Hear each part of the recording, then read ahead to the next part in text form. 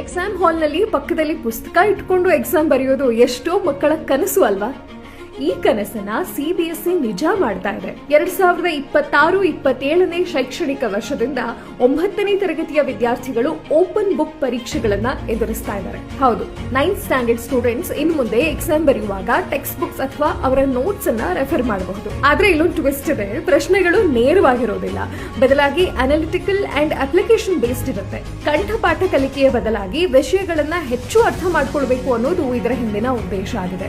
ಈ open book examination system ಇಂದ ಮಕ್ಕಳಲ್ಲಿ ಪರೀಕ್ಷಾ ಒತ್ತಡ ಕಡಿಮೆ ಆಗುತ್ತೆ, problem solving skills and critical thinking ಹೆಚ್ಚಾಗುತ್ತೆ ಅಂತ ರಾಷ್ಟ್ರೀಯ ಶಿಕ್ಷಣ ನೀತಿ ಆಯೋಗ ತಿಳಿಸಿದೆ. ಹಲವು ಸಿಬಿಎಸ್ಇ ಶಾಲೆಗಳು ಇದು ಅರ್ಥಪೂರ್ಣ ಕಲಿಕೆಯತ್ತ ಒಂದು ಹೆಜ್ಜೆ ಅಂತ ಪರಿಗಣಿಸಿ ಈ ಬದಲಾವಣೆಯನ್ನ ಸ್ವಾಗತಿಸಿದೆ. ತೆರೆದ ಪುಸ್ತಕದ ಪರೀಕ್ಷೆ ಸಿಸ್ಟಮ್ ಬಗ್ಗೆ ನಿಮ್ಮ ಅಭಿಪ್ರಾಯ ಏನು ಅನ್ನೋದನ್ನ ಕಾಮೆಂಟ್ ನಲ್ಲಿ ತಿಳಿಸಿಕೊಳ್ಳಿ.